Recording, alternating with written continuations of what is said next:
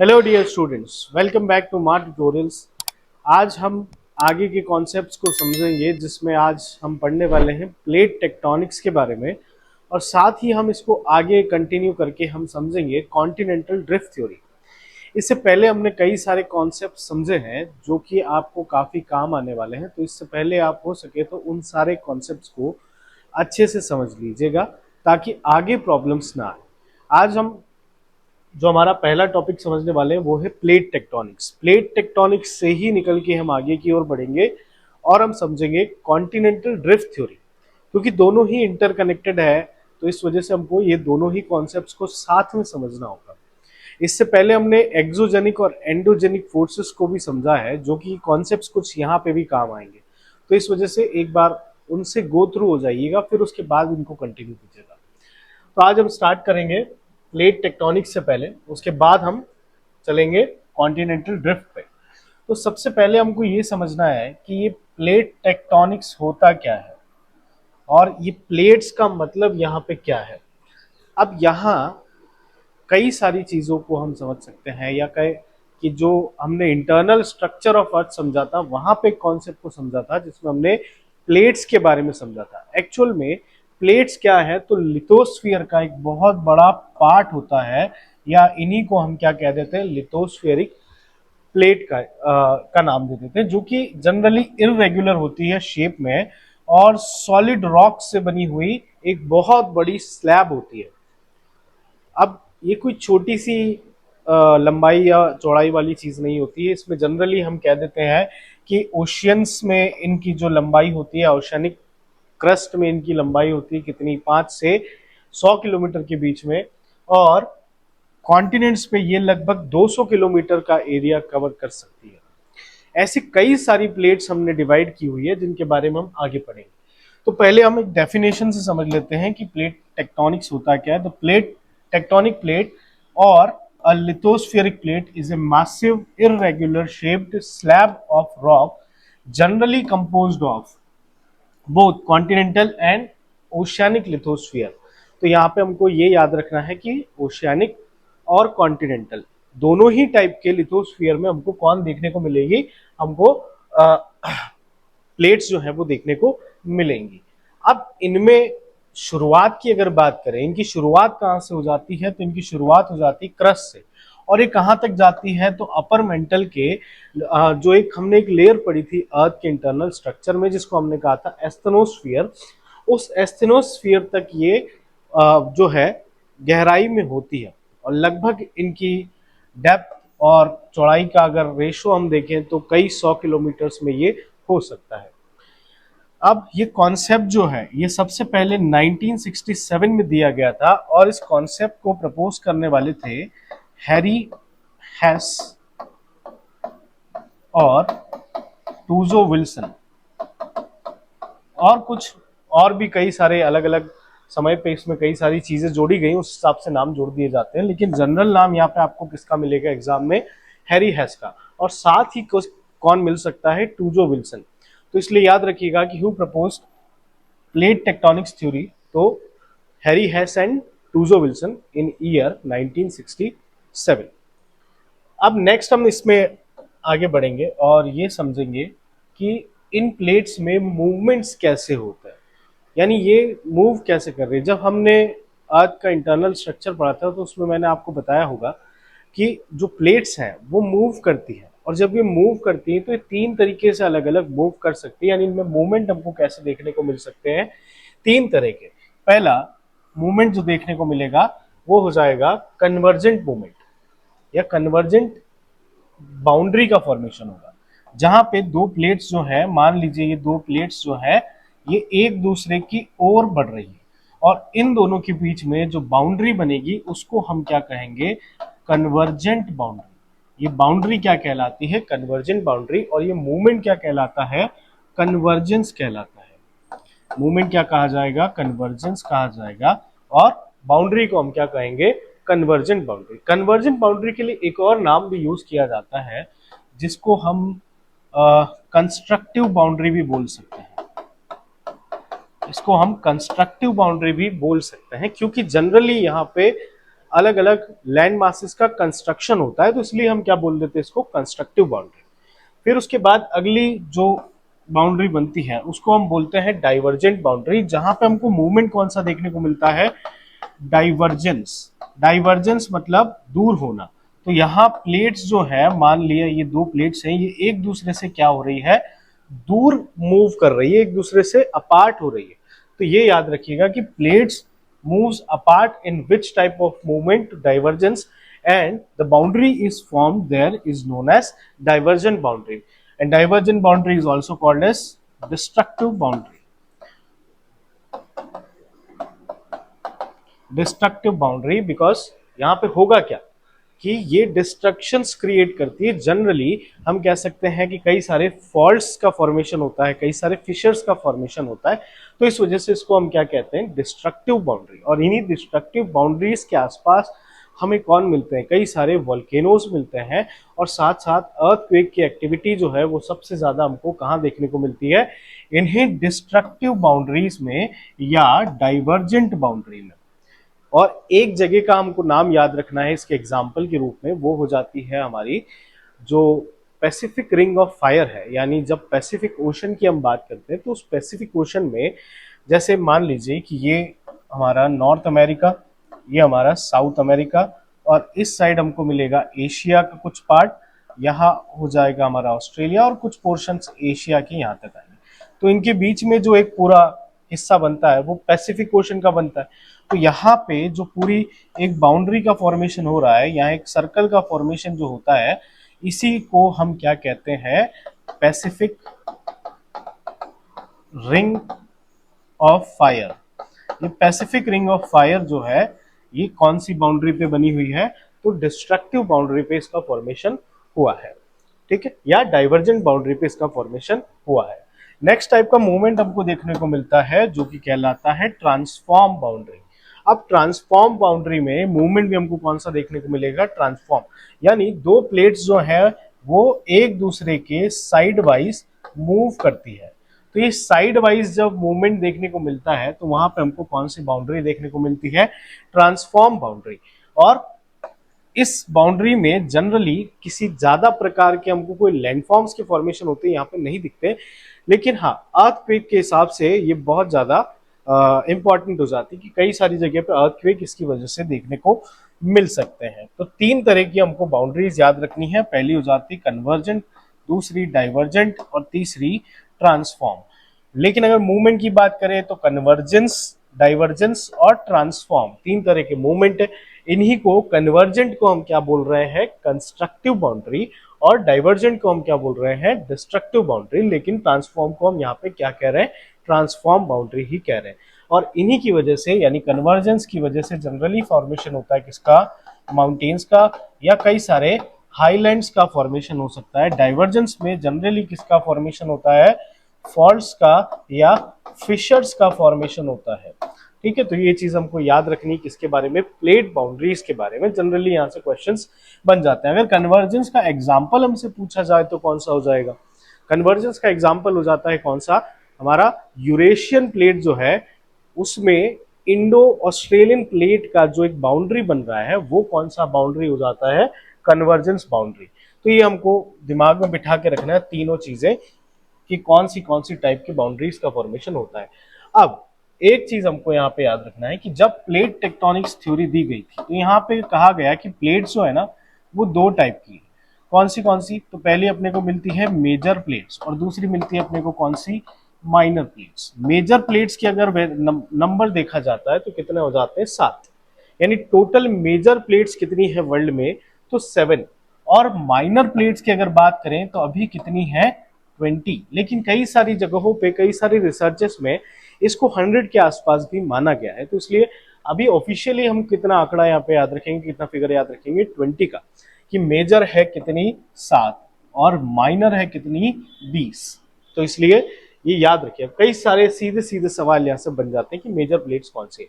अब यहाँ जो हमको ये सारी दिख रही है ये सब कौन सी है, ये मेजर प्लेट्स है। मेजर प्लेट्स में अपने को याद रखना है कौन सी, नॉर्थ अमेरिकन प्लेट। पहले अपने को कौन सी मिलेगी, north American plate.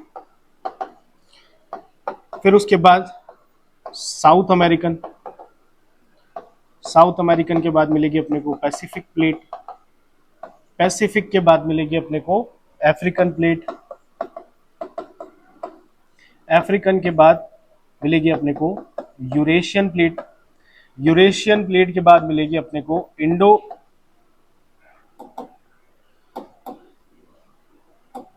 Indo Australian plate, और लास्ट हो जाती है हमारी सेवेंथ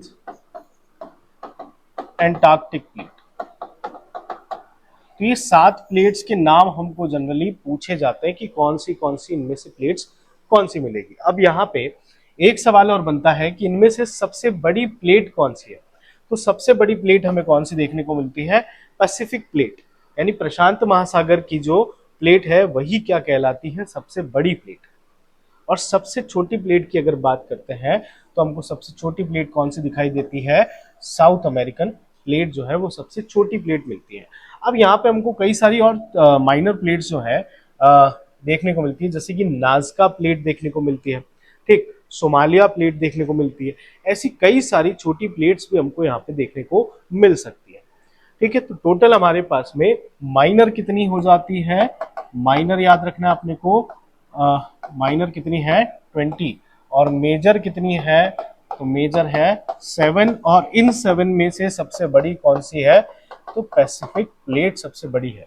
ठीक है, तो इसलिए इसको बहुत अच्छे से हमको याद रखना पड़ेगा कि कौन सी प्लेट्स माइनर है और कौन सी प्लेट्स मेजर है। अगर मेजर प्लेट्स की बात करते हैं तो मेजर हमारे पास कौन सी होगी, एक बार हम फिर से देख लेते हैं। पैसिफिक प्लेट हो जाती है, साउथ अमेरिकन प्लेट हो जाती है, नॉर्थ अमेरिकन प्लेट हो जाती है, अफ्रीकन प्लेट हो जाती है, यूरेशियन प्लेट और ऑस्ट्रेलियन प्लेट या इंडो ऑस्ट्रेलियन प्लेट भी इसको हम बोलते हैं। इसके अलावा लास्ट हमको मिलती है कौन सी, एंटार्क्टिक प्लेट। अब इन्हीं प्लेट्स के मूवमेंट को हम कौन सी थ्योरी में पढ़ते हैं, प्लेट टेक्टोनिक थ्योरी में। तो ये प्लेट टेक्टोनिक्स थ्योरी इन्हीं के अलग अलग मूवमेंट पे डिपेंड करती है। अब जब हम इन्हीं प्लेट्स के मूवमेंट पे बात करते हैं तो इससे पहले एक अर्थ या कहें कि अर्थ के स्ट्रक्चर की अगर हम बात करें तो जनरली अभी हम जो बात करते हैं उसमें 7 कॉन्टिनेंट्स की बात होती है, लेकिन शुरुआत में भी क्या ऐसी ही 7 कॉन्टिनेंट्स रही होंगी, तो उसके लिए थ्योरी दी गई है जिसको कहते हैं हम कॉन्टिनेंटल ड्रिफ्ट थ्योरी। अभी कॉन्टिनेंटल ड्रिफ्ट थ्योरी जो है वो ये बताती है कि शुरुआत में ऐसी 7 अलग अलग कॉन्टिनेंट्स नहीं थी, बल्कि एक बड़ा सा लैंड मास था और उसके आसपास एक बहुत बड़ा सा ओशन हुआ करता था। तो ये थ्योरी हम किस नाम से जानते हैं, कॉन्टिनेंटल ड्रिफ्ट थ्योरी। तो अब हम समझेंगे कॉन्टिनेंटल ड्रिफ्ट थ्योरी के बारे में। अब कॉन्टिनेंटल ड्रिफ्ट थ्योरी की अगर बात करते हैं तो ये डील्स किसके साथ करती है डील, तो distribution of oceans and continents. और ये सबसे पहले सजेस्ट की थी किसने, एक जर्मन मेट्रोलॉजिस्ट ने। मेट्रोलॉजिस्ट कौन होते हैं, जो अलग अलग प्रकार की अर्थ की एक्टिविटी से डील करते हैं, उनको हम मेट्रोलॉजिस्ट बोलते हैं। एल्फ्रेड वैगनर ने दी थी, किसने दी थी सबसे पहले अपने को, ये किसने बताया था, तो एल्फ्रेड वैगनर ने 1912 और 1913 भी कहीं कहीं अपने को मिल सकता है, तो 1912-13 अपने को याद रख लेना है कि continental theory continental drift theory was proposed by whom, तो Alfred Wagner. In which year, तो 1912-1913। ठीक है, अब इस थ्योरी के हिसाब से अगर देखें तो सारी कॉन्टिनेंट्स जो थी ना वो एक सिंगल कॉन्टिनेंटल मास का फॉर्मेशन करती थी जिसको हम बोलते थे पेंजिया, और साथ ही सारे ओशंस मिलके एक मेगा ओशियन का फॉर्मेशन करते थे जिसको हम बोलते थे पेंथालासा। ठीक है, अब ये पेंजिया और पेंथालासा जो है ये आगे चल के क्या होने लगे, लगभग कितने साल पहले की घटना है, 200 मिलियन साल पहले की घटना है कि पेंजिया जो है वो टूटने लगा, यानी वो स्प्लिट होने लगा। अब पेंजिया के टूटने का कारण क्या था कि प्लेट्स जो है वो क्या होने लग गई, एक दूसरे से मूव जो है वो दूर करने लगे, या दूर उनमें मूवमेंट देखने को मिला। अब ये चीज कैसे पॉसिबल हुई, क्योंकि हमारी प्लेट्स जो है ये सारी वो किस पे टिकी हुई है, एस्थेनोस्फीयर पे। और एस्थेनोस्फीयर क्या है, एक लिक्विड है, यानी ये प्लेट्स जो है वो क्या कर रही है, फ्लोट कर रही है, और फ्लोट करते हुए ये अपनी जगह को चेंज कर सकती है। तो यहाँ याद रखना कि पेंजिया जो है वो 2 पार्ट्स में बट जाता है, 2 लार्ज कॉन्टिनेंट्स बनाता है। पहली कहलाती है लोरेशिया और दूसरी कहलाती है गोंडवाना लैंड। लोरेशिया को कई सारी जगह अंगारा लैंड भी कहा जाता है, याद रखना इसको, अंगारा लैंड भी कहा जाता है किसको, लोरेशिया को। और गोंडवाना को तो हम गोंडवाना ही कहते हैं, ठीक है। तो नॉर्दर्न और सदर्न दो अलग अलग अपने को मिलती है, नॉर्थ में मिलती है कौन, लोरेशिया, और साउथ में मिलती है कौन अपने को, गोंडवाना। तो ये याद रखना है कि अब पेंजिया जो है बढ़ चुका है कितने साल पहले, 200 मिलियन साल पहले, और वो फॉर्मेशन किया कितनी कॉन्टिनेंट्स का, 2 कॉन्टिनेंट्स का, लोरेशिया और गोंडवाना लैंड। नॉर्थ में लोरेशिया, साउथ में गोंडवाना लैंड। अब ये लोरेशिया और गोंडवाना लैंड में भी आप देखेंगे कि ब्रेक स्टार्ट हो जाता है, और कई सारी स्मॉलर कॉन्टिनेंट्स जो आज है, यानी 7 अलग अलग कॉन्टिनेंट्स के रूप में अपने को ये देखने को मिल जाता है, ठीक है। तो एक बार इसकी पूरी टाइमलाइन की हम बात करते हैं, या इसके पूरे स्ट्रक्चर को समझते हैं कि कैसे ये सारी चीजें हुई। तो ये हमारे पास में एक पूरा टाइम लैप्स है पूरा इसका, कि 225 मिलियन ईयर अगो हमको अर्थ जो है वो एक ही ऐसी सुपर कॉन्टिनेंट के रूप में नजर आती थी।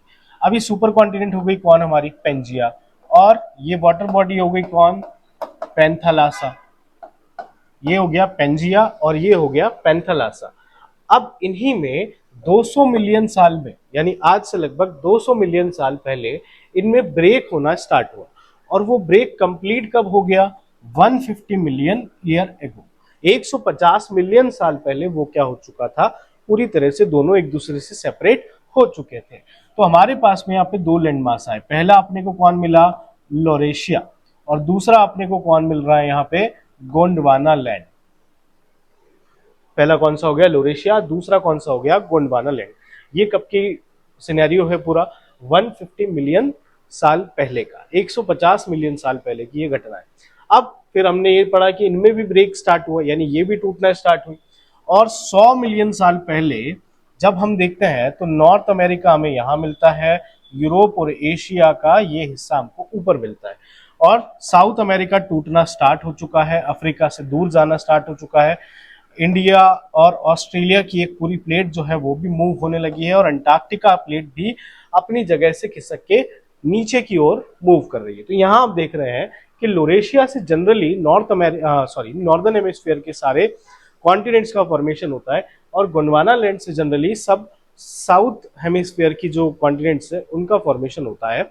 लेकिन एक यहाँ पे दिक्कत है कि जो गोंडवाना लैंड है इससे इंडिया जो है वो मूव करके ऊपर की ओर गया, यानी ये जो इंडो ऑस्ट्रेलियन प्लेट है इसमें से ये हिस्सा इंडिया जो कि मेडागास्कर के पास में हुआ करता था अफ्रीका के, उससे ऊपर की ओर मूव करा, और वो जाके टकराया कहाँ पे, एशियन कॉन्टिनेंट पे। यानी उस समय की जो एशियन या यूरेशियन प्लेट जिसको हम बोलते हैं इसमें जाके टकराएगा, और यहाँ पे हमको क्या देखने को मिलेगा, वर्ल्ड का सबसे ऊंचा फोल्ड माउंटेन हिमालयास। तो ये हिमालयास का फॉर्मेशन भी लगभग इसी समय पे हुआ जब इन्होंने मूवमेंट जो है शो करना स्टार्ट किया। और आज हम ये अलग अलग देखते हैं, जैसे नॉर्थ अमेरिका किसका पार्ट है, लोरेशिया का, यूरोप किसका पार्ट है, लोरेशिया का, एशिया किसका पार्ट है, लोरेशिया का, इंडिया किसका पार्ट है, तो गोंडवाना लैंड का, अफ्रीका किसका पार्ट है, गोंडवाना लैंड का, साउथ अमेरिका किसका पार्ट है, गोंडवाना लैंड का, ऑस्ट्रेलिया और एंटार्क्टिका ये भी पार्ट होंगे किसके, गोंडवाना लैंड के। तो कई बार हमसे क्वेश्चन पूछा जाता है कि इंडिया का जो पेनिनसुलर रीजन है वो कौन सी सुपर कॉन्टिनेंट का पार्ट हुआ करता था, तो कौन सी सुपर कॉन्टिनेंट का पार्ट हुआ करता था, गोंडवाना लैंड का। तो ये कई बार क्वेश्चन आता है हमारे पास, लेकिन याद रखना कौन सा रीजन, पेनिनसुलर रीजन, ना कि नॉर्थ जो माउंटेन रेंज है वो वाला, क्योंकि नॉर्दर्न माउंटेन रेंज का फॉर्मेशन तभी हुआ जब इंडियन प्लेट जाके टकराई किससे, यूरेशियन प्लेट से। और इसके फॉर्मेशन के बारे में जब हम हिमालयास को पढ़ेंगे तो उस समय काफी अच्छे से डिस्कस करेंगे। तो ये चीज बहुत अच्छे से हमको याद रखना है, कई सारे क्वेश्चंस प्लेट टेक्टोनिक्स से एनडीए और सीडीएस दोनों में बहुत बार पूछे गए हैं। तो प्लेट टेक्टोनिक्स काफी इंपॉर्टेंट हो जाती है। तो एक बार हम फिर से इसको देख लेते हैं कि इसको प्रपोज किसने किया या इसको किसने दिया, तो एल्फ्रेड वैगनर ने दिया था, और कब दिया था, 1912-13 में। इसको याद रखना है इस व्यक्ति का नाम। पहले क्या बना, तो पेंजिया और आसपास में पैंथालासा, पेंजिया टूटा और किसका फॉर्मेशन हुआ, लोरेशिया और गोंडवाना लैंड। लोरेशिया और गोंडवाना लैंड टूटे और अलग अलग हमको आज के जो 7 अलग अलग डिफरेंट कॉन्टिनेंट्स मिलते हैं वो देखने को मिले। तो ये चीज अपने को बिल्कुल क्लियरली याद रखना है कि कौन सी चीज कब हुई। ठीक है। अब इसके एविडेंसेस क्या दिए जाते हैं कि ऐसा हुआ होगा या नहीं। तो उसके लिए सबसे पहला जो इन्होंने एविडेंस दिया वो था मैचिंग ऑफ कॉन्टिनेंट्स, यानी उसको हम एक और नाम से जानते हैं जिक्सॉ फिट। एक पजल होती है जिसको हम जिक्सॉ कहते हैं, जनरली उसमें मिसिंग पीसेस को हमको अलाइन करना होता है। तो ऐसा ही एक कुछ देख सकते हैं कि शोर लाइन्स ऑफ अफ्रीका एंड शोर लाइन्स ऑफ साउथ अमेरिका, यानी ब्राजील वाला पोर्शन जो है वो सीधा अपना जो ये वाला पोर्शन हम मान सकते हैं कि ये हो गया कौन सा हमारा, ये वाला रीजन हो जाता है कौन सा हमारा, अफ्रीका का। और अगर साउथ अमेरिका की बात करें तो यहाँ पे हमको ये कौन मिल जाता है, इसका रीजन ब्राजील वाला। अब ये ब्राजील वाला रीजन जो था यहाँ घाना कोस्ट के पास में जाके मैच होता है, गोल्ड कोस्ट घाना जिसको कहा जाता है। तो ये यहाँ पे बिल्कुल फिट होता है, जैसे कि इंडिया जाके फिट हो सकता है कहाँ पे, मेडागास्कर के कोस्ट लाइन से। मेडागास्कर का कोस्ट लाइन फिट हो सकता है कहाँ से, तो इस वाले रीजन से, यहाँ वाले रीजन में मेडागास्कर फिट होता है। तो ऐसे कई सारे जो एविडेंसेस है, जो जिक्सॉ फिट के एविडेंस बनते हैं, वो इस थ्योरी को प्रूव करने में काफी सपोर्ट करते हैं। इसके अलावा एक और चीज मिलती है अपने को कि rocks of same age across the oceans. पूरे ओशन में जब रेडियोमेट्रिक डेटिंग की गई, यानी रेडियो कार्बन डेटिंग की गई थी, तो उस समय ये पता चला कि कई सारी जगहों पे ऐसे रॉक्स के फॉर्मेशन हुए हैं जो एक ही समय के हैं, लेकिन आज उनकी जगह जो है वो काफी दूर दूर है एक दूसरे से। तो इस वजह से भी कहते हैं कि ये एक दूसरे से शुरुआत में क्या रहे होंगे, जुड़े हुए रहे होंगे। तो आज इस वजह से ये अलग अलग जगह पे होते हुए भी इनकी एज क्या है, सेम है। इसके अलावा एक और इंपॉर्टेंट चीज मिलती है अपने को, डिस्ट्रीब्यूशन ऑफ फॉसिल्स।